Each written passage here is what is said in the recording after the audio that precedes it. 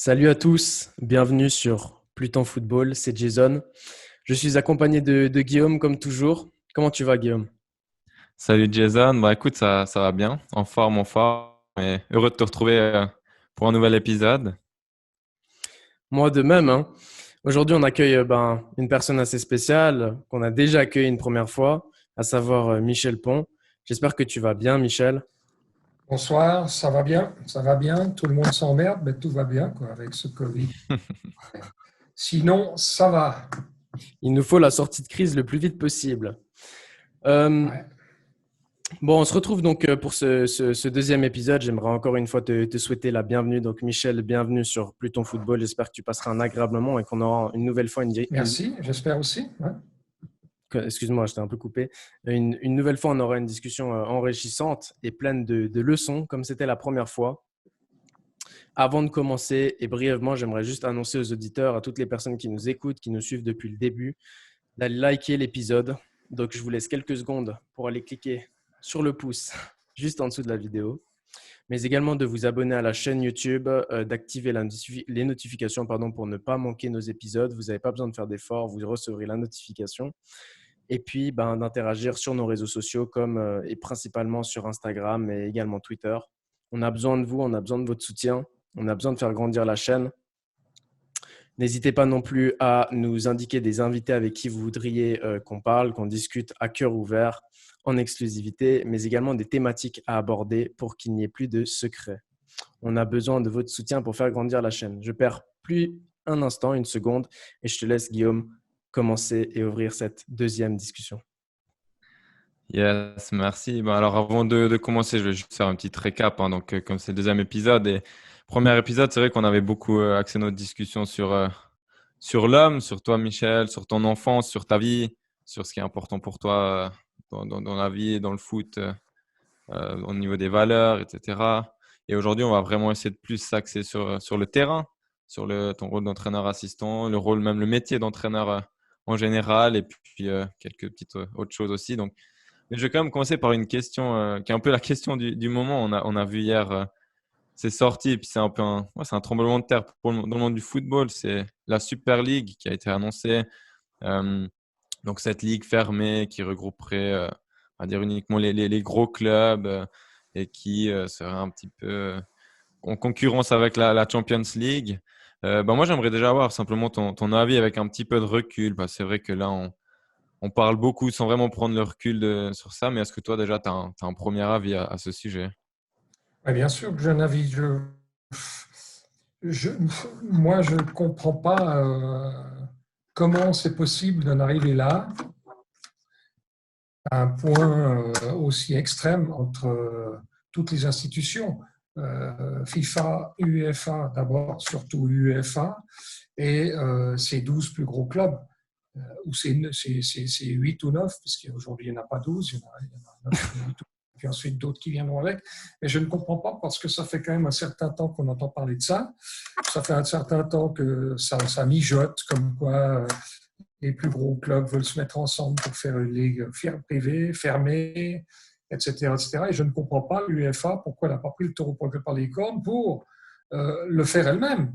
Parce que c'est un truc, la refonte du football, l'évolution du foot et des sociétés footballistiques, parce que malheureusement, on est obligé de parler de sociétés footballistiques. Aujourd'hui, à la tête de nos clubs, on n'a plus des présidents comme des présidents à l'époque, qui étaient des passionnés uniquement et des gens qui payaient de leur personne, qui payaient de leur passion, qui payaient de leur porte-monnaie. Aujourd'hui, on a des managers et des managers d'entreprise. Donc, un manager d'entreprise, ça veut dire qu'il a un actionnariat, ça veut dire qu'il a des actionnaires qui achètent des actions. Et comme dans n'importe quelle société de la vie de tous les jours, un actionnaire, il attend son dividende. Donc aujourd'hui, la majorité de ces grands clubs sont plus des clubs passionnés, passionnants, uniquement avec l'amour du football, mais sont des clubs qui sont des sociétés qui sont redevables à des conseils d'administration, qui sont redevables à des actionnaires qui sont dans la finance. Et que je ne comprends pas pourquoi l'UEFA n'a pas pris le taureau par les cornes plus tôt pour inclure ça dans une refonte de Champions League qu'ils ont voté également hier. En même temps, chevauché. Il y a eu une espèce d'imbroglio entre président de la Juventus, président de Manchester, qui ont mené toute la frange là-bas avec Pérez du Real Madrid, et que visiblement, il y a eu des non-dits. Visiblement, je lis M. Tcheferin qui parle d'une trahison du parrain de sa fille, qui n'est autre que le président de la Juventus, qui lui a parlé samedi soir en disant « t'inquiète pas ».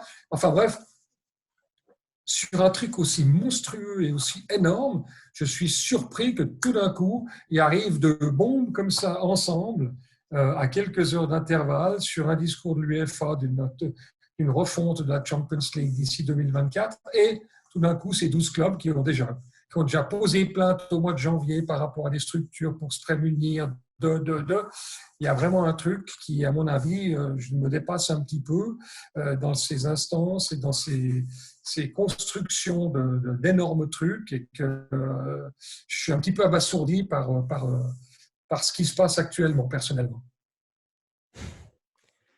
Je crois que la réponse est donnée. On a bien écouté. Peut-être même on est en train de, gentiment, j'ai envie de dire, pourquoi pas être victime de notre propre système, le capitalisme. Comme tu l'as dit, Michel, ce ne sont plus des gens qui sont passionnés à la tête des clubs, mais des businessmen, on peut dire ça comme ça, je crois, qui veulent générer plus d'argent. Entre le Covid, sans faire de théorie, et puis cette bombe atomique, est-ce qu'on n'est pas simplement à la limite d'un système qui surchauffe un petit peu et qui peut coûter cher?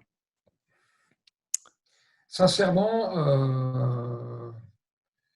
j'ai un petit peu l'impression que tout le monde est un petit peu dépassé et gentiment est en panique. Je pense qu'à l'arrivée, tout ça va se calmer, va redescendre d'un ton, et puis tout le monde va remettre autour d'une table, et puis qu'à l'arrivée, il va y avoir un grand melting pot entre toutes les instances, soit de cette Super League, soit de l'UEFA, voire de la FIFA, même si la FIFA n'est pas forcément, l'entente n'est pas forcément exceptionnelle entre la FIFA et l'UEFA aujourd'hui. Je pense que ces acteurs-là, il y a tels intérêts en jeu, de tels avis, contre-avis, qu'à un moment donné, tout le monde devra se remettre autour de la table, poser tout ça, et puis qu'on va arriver à une entente sur le développement, à travers le développement de la Champions League, où la Super League va venir se greffer sur ce changement et cette évolution de la Champions League pour revenir à quelque chose d'un petit peu plus, j'ai pas envie de dire cordial, parce que le mot n'est pas forcément d'actualité, pas forcément le bon mot, mais au moins un développement commun de ces différentes instances pour arriver à un consensus qui sauvegarde, j'ai envie de dire, la base du football. Parce que pour moi, c'est ça. C'est qu'il s'agit de sauvegarder les petites nations, qu'il faut sauvegarder. Bon, évidemment, on prêche pour notre paroisse avec le football suisse et l'association suisse de football qui fait partie des petits sur le plan européen, mais que sans ça, c'est comme si aujourd'hui on supprimait le championnat de toutes les ligues inférieures en Suisse.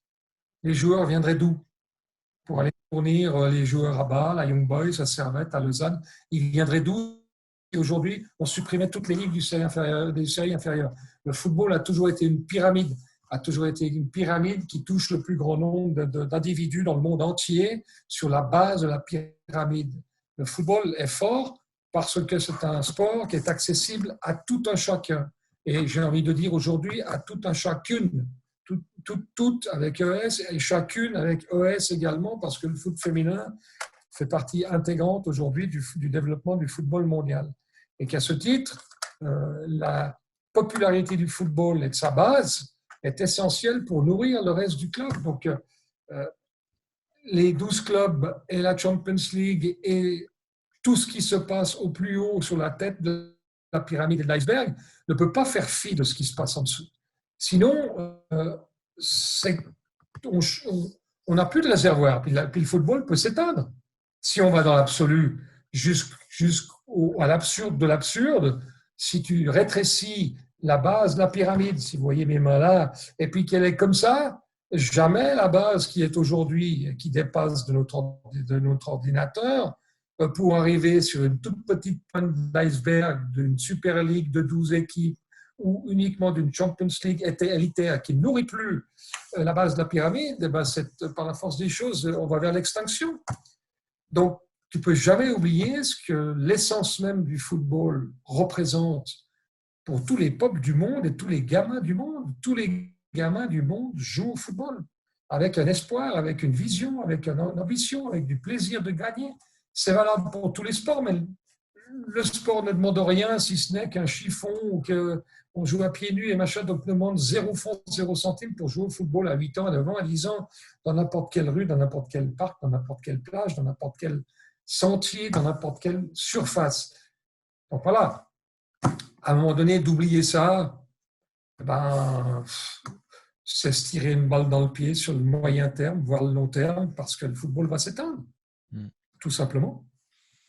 Ouais, moi je suis tout à fait d'accord avec toi. Et c'est vrai que même moi j'ai de la peine à y croire que vraiment c'est possible que ça se fasse. Et on voit déjà beaucoup de réactions de joueurs qui ouvertement le disent, qui sont contre ça. On a vu aussi des clubs, hein, notamment en Allemagne ou le Bayern ou Dortmund, qui ont refusé. C'est pour ça que je pense qu'il y a quand même, j'ai l'impression, plus de monde qui vont être contre que pour ce nouveau système. Mais je suis curieux de savoir où ça va nous amener, en tout cas. Je pense aujourd'hui, il y a le feu partout, mais ça va se calmer, ça va retomber, puis tout le monde va se remettre autour d'une table, rediscuter tranquillement. Ça a été une bombe, c'est une bombe, mais peut-être qu'il faut ça pour peut-être faire évoluer le foot. C'est pas évoluer. Je retiens une phrase de Pérez qui est à la base un des meneurs, puisqu'il est président de cette Super League, autonomé, j'ai envie de dire, avec ses collègues, qui dit si on ne fait pas ça, le foot va mourir en 2024. Donc il y a une panique. Il y a aussi une panique financière de ces grands clubs qui ont tellement dépensé que eux, ils sautent sur le magot que JP Morgan leur propose aujourd'hui, un petit peu par panique aussi. Donc, j'ai envie de dire, s'il dit ça, c'est qu'il ne le dit pas gratuitement. Il n'a pas envie de. Je ne pense pas que Pérez est un gars qui oublie le football de base dans son absolu. Ça fait tellement longtemps qu'il est là, c'était tellement longtemps qu'il est au Real Madrid, ça fait tellement longtemps qu'il a vu des milliers, des dizaines et des dizaines de footballeurs qui viennent de petits clubs, où ils ont un centre de formation. C'est un gars qui connaît le foot de A jusqu'à Z. C'est pas un banquier qui arrive là par hasard puis qui dit tiens, on va faire une Super League et puis on va s'en foutre plein les fouilles puis on s'en fout du reste. Je suis presque sûr que Pérez n'est pas dans cet état d'esprit-là. Il n'a même pas lui-même besoin de ça. Il est multimillionnaire. Il a une vision certainement autre que simplement cette façade de Super League absolument révolutionnaire et qui fout la trouille à tout le monde. Et que derrière ça se cache peut-être j'ai envie de dire, de pouvoir négocier avec l'UEFA, par exemple, d'égal à égal, parce qu'aujourd'hui, ils foutent la bombe, donc ils sont là, il y a une réaction, puis tout d'un coup, ils vont se mettre à une table où ils ne sont plus UEFA club, mais ils sont tout d'un coup d'égal à égal sur une discussion, sur une répartition, sur des idées, sur tout ce qui se trame là-bas derrière. Je n'ose pas imaginer que ce soit un truc comme ça où tout le monde va dans le mur et puis qu'il y a une guerre totale entre les différentes instances. Bon, le sujet est clos, je crois. Et comme Wait and see. exactement. On va laisser retomber le soufflet et puis on va voir ce qui leur sort parce qu'effectivement, heureusement, il y a les hautes sphères de ces 12 clubs, puis il y a des hautes sphères aussi importantes dans le reste du monde, que ce soit PSG aujourd'hui qui a pris position également, que ce soit Dortmund, que ce soit Bayern Munich, que ce soit Boris Johnson, que ce soit des gouvernements, que ce soit Infantino. Bref, il y a quand même du beau monde aussi dans ceux qui vont ramener tout le monde, non seulement à la raison, mais surtout autour d'une table pour sortir un projet qui satisfasse tout le monde. Exactement. Bon, alors pour revenir à toi et puis à ce deuxième épisode qui fait suite au premier épisode que j'espère que tout le monde qui nous écoute a visionné et à ne pas manquer. On a appris énormément de choses. C'était encore un plaisir d'avoir partagé tout ça avec toi.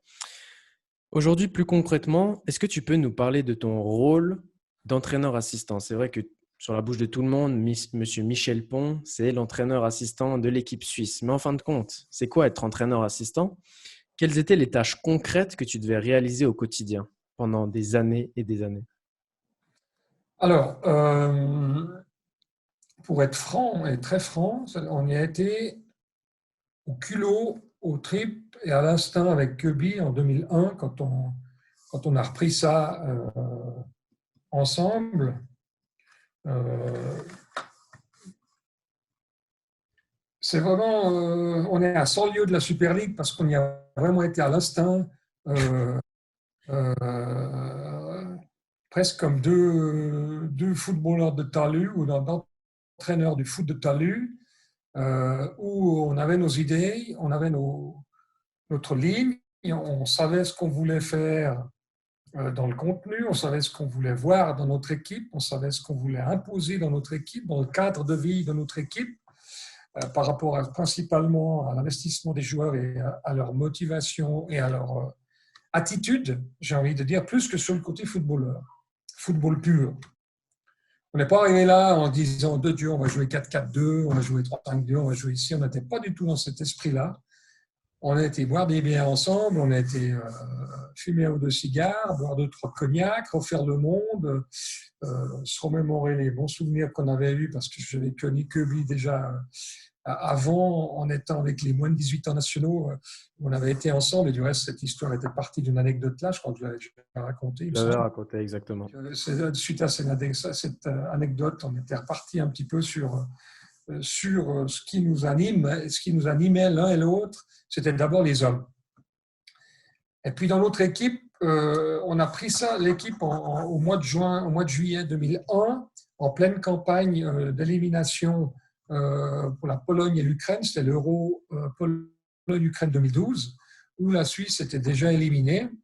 Donc, nous, on a beaucoup réfléchi et mis certaines volontés, non pas sur un système de jeu, sur qui était le meilleur ou qui n'était pas le meilleur, mais on a pris juillet 2001 à décembre 2001 pour observer. Il y avait un contingent qui avait fait les trois quarts de la campagne Trocero, Euro 2012, Ukraine, Pologne, avec cette élimination qui était prématurée quand on a repris.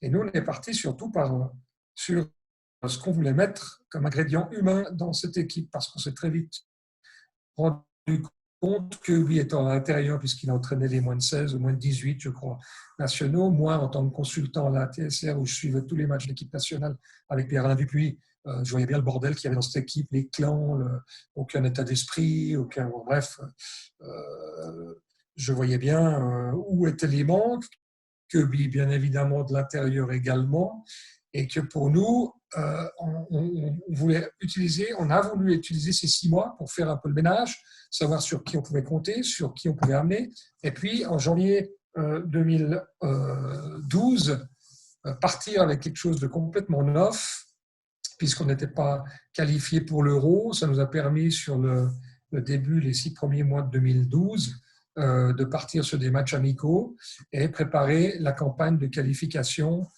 pour Portugal 2014. Donc 2012, c'était pas l'Euro, c'était la Coupe du Monde, c'était quoi? Non, 2012, c'était l'Euro. Pardon, 2000, qu'est-ce que je dis? 10 ans 2012, c'était 2002, pardon. Oui. Et puis on était parti ensuite sur le Portugal 2004, sur l'Euro Portugal 2004.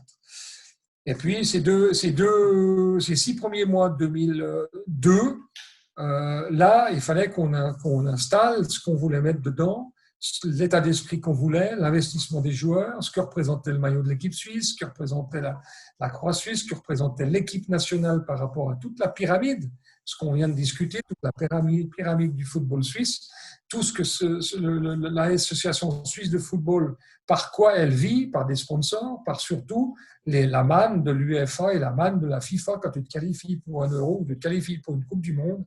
C'est une manne financière qui revient à la fédération suisse, qui est pratiquement la seule qui permet à une fédération de se nourrir et surtout de se développer avec des moyens financiers beaucoup plus conséquents. Donc pour nous, c'était très important de faire comprendre ça aux joueurs, de faire élargir le débat, non pas seulement sur une sélection, sur un résultat, sur une victoire, sur une défaite, mais sur un processus, sur un moyen terme de mise en place qui devait apporter à l'équipe nationale un état d'esprit et puis surtout une reconnaissance de l'extérieur avec cet état d'esprit-là qui devait être ramener les fans, ramener les sponsors, ramener une espèce de grande famille suisse derrière l'équipe nationale suisse de football qui, lors de ces grandes compétitions, est un vecteur de rassemblement, un vecteur d'identification, un vecteur de motivation, un vecteur d'intégration, un vecteur de positivisme au sein de toute une nation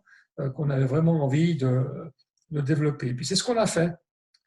Alors on a failli ne pas aller très loin puisque c'est dur. Hein. Au début, on a dû éliminer, on a eu des bagarres internes, on a eu des séparations douloureuses avec Sforza, avec des joueurs, 2-3 joueurs, des bagarres, etc. Kirby avait éjecté de l'équipe Sforza, Ancho et Stéphane Chapuisat à l'époque, qui était dans une espèce d'imbroglio bizarre. Et puis, Ancho et Chapuisat avaient été réintégrés. Parce que, bon, voilà, toutes ces bagarres internes qui pourrissaient l'état d'esprit de l'équipe nationale, en tous les cas, s'ils ne le pourrissaient pas, n'étaient pas du tout adéquats pour développer un vrai environnement de performance. Et nous, c'est ce qui nous importait. Parce que choisir les joueurs, Kirby, il avait le nez, il avait l'instinct du footballeur, il savait quelle équipe il voulait, quel joueur il voulait. Et puis, en tant que sélectionneur, tu as la grande chance de pouvoir sélectionner les gars qui ont envie d'adhérer au projet ou ceux qui n'ont pas envie. Tu as la grande chance de pouvoir dire, bon, si tu n'es pas d'accord, il n'y a pas de problème, on respecte complètement ton avis, mais tu ne viens pas dans le projet. Donc, ce n'est pas plus compliqué que ça. Par contre, après, la vitrine, c'est que tu dois avoir des résultats.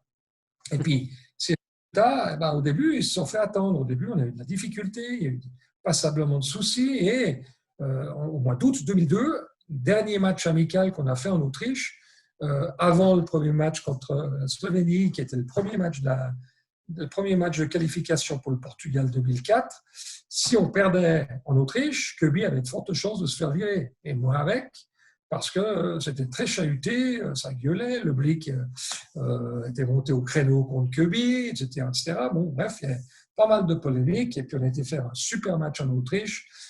Kirby est resté sur ses options, Kirby a montré une très forte force de caractère sur ses options, en assumant ses choix, en assumant ses options. Et puis, évidemment, ça c'est mon premier rôle d'entraîneur adjoint, parce qu'il m'a donné un petit peu la responsabilité de la Suisse romande. Il voulait absolument un entraîneur adjoint suisse romande, au-delà de l'anecdote dont on a déjà parlé, pour avoir le pendant en Suisse allemande, parce qu'il voulait vraiment faire un produit suisse qui appartient à toute la Suisse, et qu'à ce titre-là, évidemment que moi, je devais diffuser tout ce qu'on voulait faire au sein de cette équipe, au sein de la Suisse romande. C'est pour ça que mon rôle était, j'ai envie de dire, extrêmement important, pas seulement sur l'accompagnement de tout de mon devoir technique d'entraîneur adjoint en termes d'entraînement, en termes de contenu d'entraînement, en termes de suivi des joueurs, en termes d'observation du contingent élargi, en termes de tout la fonction première d'entraîneur adjoint qui est purement technique, mais c'était surtout aussi tout ce qui entourait le concept qu'on voulait voir et le projet qu'on voulait inculquer à nos joueurs, en termes de communication, en termes de motivation, en termes de crédibilité, en termes de discours, et qui passait par une communication autant par rapport aux joueurs que par rapport à la presse, que par rapport aux fans à l'extérieur. Donc tout ça, Kirby m'a tout le temps donné carte blanche pour communiquer en Suisse romande, pour vendre le projet en Suisse romande, pour le renforcer. C'est pour ça que j'ai j'ai eu un rôle, j'ai envie de dire, important au-delà de mes tâches techniques, mais surtout par rapport à la vente du projet en dehors de l'équipe nationale à toute la Suisse romande. Et ça a été un truc que je sais faire, j'aime faire, je sais le faire, je suis passionné par les gens, passionné par vendre les projets qu'on voulait mettre en place. Et ça, c'était vraiment de la part de Kirby une confiance absolue qui, évidemment, nous a rendus tellement proches l'un de l'autre et d'une compréhension totale et d'une confiance totale que ça a été magique, quoi. Moi, j'ai envie de revenir là, justement, comme tu l'as dit. Euh, Vous êtes entraîneur, vous arrivez donc les deux, et c'est même pas que dans ce cas-là, mais de manière générale. On est face à 25 joueurs, on arrive avec des idées, avec une philosophie qu'on a envie de transmettre et qu'on a envie justement que les joueurs adhèrent. Et comme tu disais, certains n'adhèrent pas, et ben ça marche pas. Mais concrètement, comment on fait pour que les joueurs en face de nous, et ben ils adhèrent à ce que nous on veut, à ce qu'on veut, nous on veut faire, on veut créer au travers de l'équipe, soit sur le terrain ou même en dehors, sur le plan humain. Comment on fait en tant qu'entraîneur? Bon, bah, la première des choses, c'était d'expliquer ce que tu veux dans ton équipe. Une équipe, c'est une famille. Une équipe, c'est un cadre de vie. Un cadre de vie, pas seulement sur le terrain, mais surtout en dehors du terrain, où il y a des règles de cadre de vie que tu dois respecter par rapport au respect que tu dois aux uns aux autres. Et à ce titre, pour nous, c'était très important, dans ce cadre de vie, d'être le plus simple possible. Le plus simple possible, et le plus simple, c'est toujours le plus compliqué. D'être le plus simple possible, c'est pas de commencer à mettre un tableau noir avec 25 règles que les joueurs doivent suivre, etc., etc. C'est que nous, au contraire, en donnant le moins de consignes possible, le moins de consignes possible, on a donné la responsabilité de l'équipe aux joueurs. Ça a été quelque chose de volontaire. Souvent, l'entraîneur, il vient et puis il impose, il met sa patte à 400%, et puis tu te retrouves sur une espèce de barrière entre ton groupe et toi où c'est plus dur de communiquer.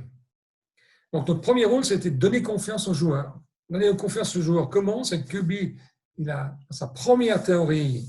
J'ai encore l'image de l'équipe en face de lui. Raconte-nous. Où il n'a pas été très compliqué. Il a dit, bon, messieurs, moi, j'aime pas parler, j'aime pas faire des grandes théories face à l'équipe, je sais pas le faire, c'est pas mon truc, c'est pas ce que j'aime beaucoup. J'ai envie d'une communication dans les deux sens. Moi, je dis quelque chose parce qu'à la fin, c'est moi qui décide. Mais quand vous avez quelque chose à dire, vous me le dites. C'était sa première phrase. Première théorie vis-à-vis de l'équipe. Moi, je veux que vous me disiez les choses. Je n'ai pas envie d'être là, je ne suis pas un dictateur, je ne suis pas un mec qui est là, j'ai mes idées, j'ai mes options, ma philosophie. Et dans mon groupe, je veux des gens qui adhèrent à ma philosophie et à mon cadre de vie et au fonctionnement de l'équipe avec le respect de tout le monde. Mais pour pouvoir faire ça, il faut une communication. Il faut communiquer. Puis, communication, c'est dans le deux sens. Ça vient de moi et ça vient de vous. Et puis, ce que vous me dites, je dis oui, je dis non, je prends un petit peu, je prends un peu moins, et on avance ensemble par rapport à un objectif de faire une grande équipe nationale qui appartient à toute la Suisse, que tout le monde se retrouve derrière cette équipe nationale. On fait mouiller les gens, on fait venir les gens au stade, et on essaye de tout mettre ce qu'il peut mettre pour arriver à soigner la vitrine. Et la vitrine, c'est quoi? C'est une victoire. Et si tu n'as pas de victoire, tu peux faire toutes les théories que tu veux, en étant dictateur, en étant copain avec tes joueurs, en étant ci, en étant ça, machin, en étant ta propre personne que tu veux diffuser. Si tu ne gagnes pas, si tu n'as pas de résultat, tu ne peux jamais valider tes idées. Et puis tu gicles. Puis c'est le foot, puis c'est comme ça. Donc ça, c'est la première chose. Puis ça a très bien joué parce qu'on avait un grand capitaine en la personne de Jörg Stiel quand on a commencé après en 2002 avec un groupe plus ou moins correspondant à la philosophie Kirby Kuhn, à la philosophie qu'on voulait dans l'équipe nationale. Il a mis Jörg Stiel comme capitaine, qui était un mec exceptionnel humainement, avec une grande aura dans le vestiaire, avec un mec qui aimait parler, qui aimait échanger, qui aimait fumer sa clope, qui aimait boire un coup, qui aimait vivre, tout simplement. Par contre, quand tu étais sur le terrain, quand il fallait aller au charbon, quand il fallait foutre la tronche et sortir dans les pieds de n'importe qui en étant téméraire, il était là. Et toujours été honnête, toujours été droit comme un i.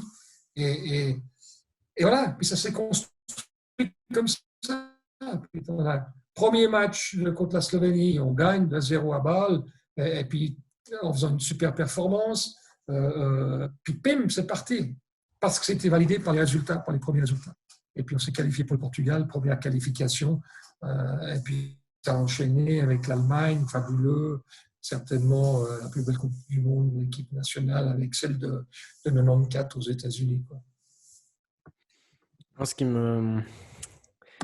me marque en t'écoutant, c'est vraiment comment dire, l'importance des valeurs que tu as énumérées, que tu ne cesses d'énumérer, je pense, depuis toujours dans ta carrière. Et on sent comment elles ont pris, comment dire, elles ont pris tout leur sens en étant incarnées par les joueurs que vous avez choisis. Et voilà l'exemple que tu viens de citer avec le capitaine. Ouais. Maintenant, au contraire, enfin, je pense que j'allais te demander, est-ce que c'était une expérience révélatrice aussi de la société, des êtres humains en général, quand tu cherches certaines qualités chez l'homme ou chez une femme, voilà, mais chez l'humain en général, c'est ça que je voulais dire. Tu te rends compte que parfois tu es surpris en bien, tu as des belles rencontres, mais parfois tu es aussi déçu. Dans les cas où tu pouvais être déçu et tu pouvais voilà, avoir comment dire, des rencontres, des communications, des discussions assez difficiles. Ça se passait comment? Alors, En fait, j'ai presque envie, sans te couper, de te poser la question différemment. ouais. L'exemple que tu viens de donner avec Steele, le capitaine qui incarne les valeurs que vous recherchiez, quand je t'entends parler, on a l'impression que c'est ça. On dirait que c'est la lumière, c'est la solution en fait. C'est la solution à une équipe qui gagne, c'est la solution à un monde qui fonctionne, des gens entiers qui vivent, qui ne se cachent pas, qui peuvent parler, qui peuvent écouter. Alors évidemment, on est tous différents, on a tous un vécu différent, des personnalités, une éducation, etc., etc. Mais les gens voilà, qui ne rentraient pas dans ces critères-là, dans ce que vous recherchiez, pourquoi est-ce qu'ils n'ont pas été convaincus en vérité? Pourquoi est-ce ils ont buté et puis ça s'est pas fait en fait? Il y a beaucoup de paramètres, mais le premier paramètre, c'est l'ego. Ah, On est dans un monde d'égoïsme exacerbé dans le foot de haute compétition, comme dans toute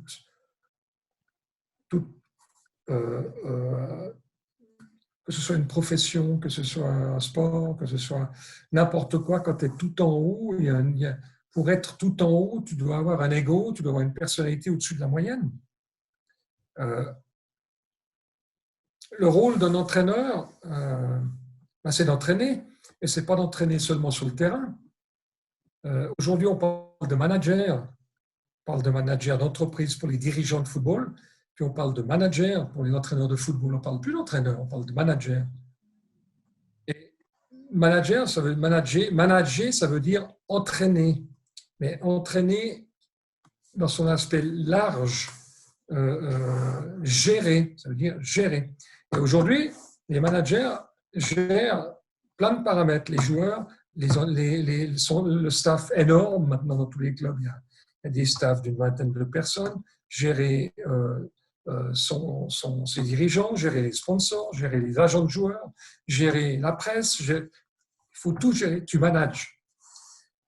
Et à un autre petit niveau de l'époque, en 2002, 2003, on était manager sans le savoir parce qu'on était entraîneur, pas seulement sur le terrain, on était entraîneur d'hommes.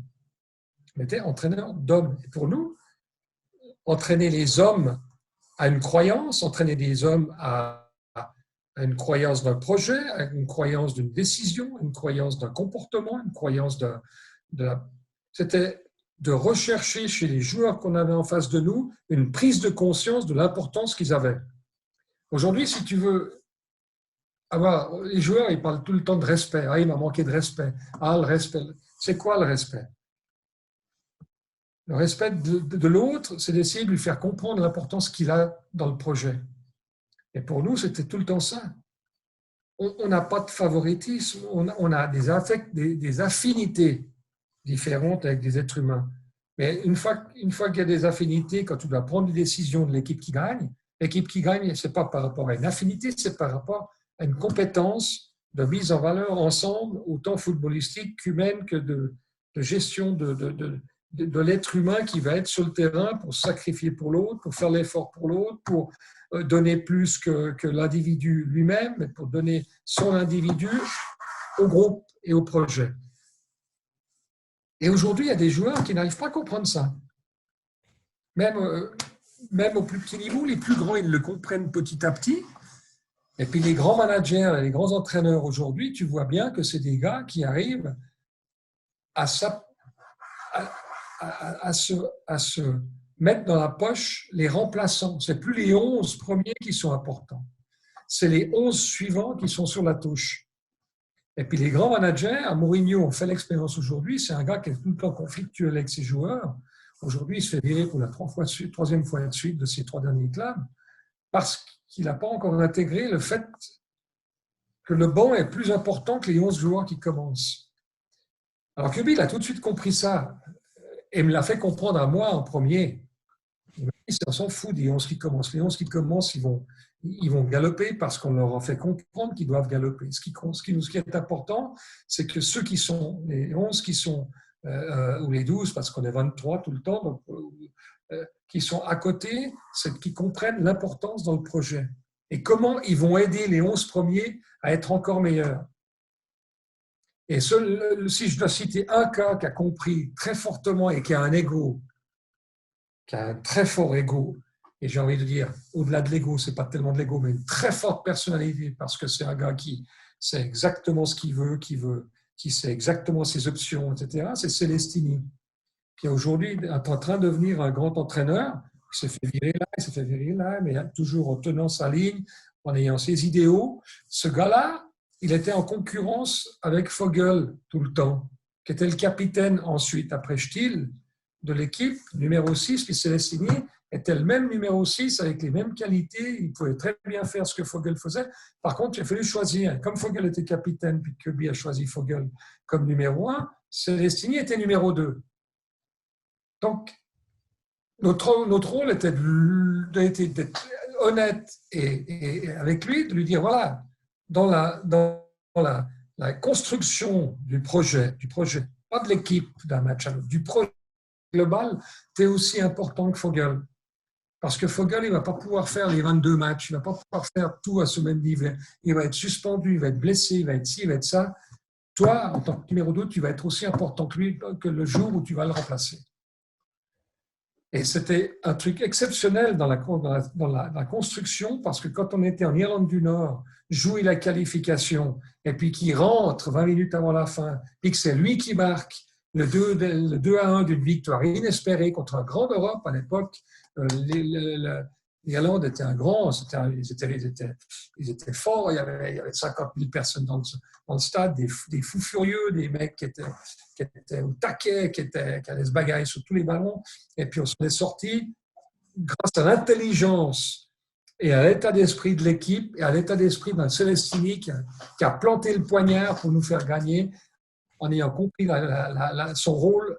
Et c'est pour nous, au-delà de la victoire qui allait nous amener à la qualification, ça a été une victoire exceptionnelle dans le processus de construction humain. Du mec qui a porté sa contribution là en étant numéro 2 à un poste précis de l'équipe. Et pour nous, dans le discours de motivation de l'équipe, de communication, de ci, de ça, c'était extraordinaire comme succès. Extraordinaire. Parce que tu peux renforcer tout le monde. Tu crédibilises ta démarche et puis ça te permet de crédibiliser à travers la crédibilisation de la démarche, tu crédibilises tout le monde dans l'équipe parce que tu as un exemple précis de la justesse du fonctionnement. Moi, j'ai envie de revenir sur... C'est subtil, hein? Je veux dire, c'est très subtil parce que, bon, c'est avec l'équipe nationale, encore une fois, je trouve que c'est un petit peu plus facile parce que tu peux choisir. Mais quand tu as ton équipe en début de saison, puis que tu es entraîneur de club, puis que ça tourne mal, et puis que tu ne gagnes pas, puis que Dieu, il faut être fort. faut être fort. Il faut être fort là, il faut être fort dans le discours, il faut être fort dans l'ambition, il faut être fort dans la continuité, dans l'abnégation, dans le machin. Et c'est dur aujourd'hui avec tous les paramètres et tous les parasites qui tournent autour des équipes. Très, très dur. Très, très dur. Justement, là, comme tu disais, tu as parlé notamment de l'importance des remplaçants et que pas tous les entraîneurs accordent la même importance à ça. Moi, j'ai envie de te demander aujourd'hui, en quelques mots pour toi, c'est quoi un bon entraîneur? En sachant que peut-être ça a évolué. Aujourd'hui, le rôle d'un entraîneur, c'est pas le même qu'à l'époque. Enfin, on sait que le foot évolue. Même des fois, on a l'impression qu'aujourd'hui, les joueurs sont au-dessus de l'entraîneur. Enfin, aujourd'hui, c'est quoi en quelques mots un bon entraîneur? Pour moi, un bon entraîneur aujourd'hui, c'est un mec qui doit avoir une psychologie au-dessus de la moyenne. Mais pas une psychologie de psychologue, c'est pas un psychologue. Il doit être psychologue naturellement de par sa personnalité, son aura, son discours. Tu dois convaincre. Aujourd'hui, un grand entraîneur, il doit convaincre. Puis pour convaincre aujourd'hui, c'est extrêmement difficile. Pour convaincre un joueur, c'est extrêmement difficile. Je parle sur la continuité, je ne parle pas sur un match. Je parle de convaincre sur une continuité. Parce que je parlais de parasites autour d'une équipe. Et Dieu sait si aujourd'hui ils sont nombreux par rapport à il y a 20 ans. Comme je l'ai déjà dit, il y a 20 ans, un entraîneur, c'était la pierre angulaire du club. Ce que disait l'entraîneur, ce que disait Giroud, ce que disait José Mourinho à l'époque, ce que disait Arsène Wenger, ce que disait Alex Ferguson, ce que disait Christian Gross à Bâle pendant X temps, ce que disaient tous les grands entraîneurs de l'époque, c'était Jésus. Comme si Jésus parlait.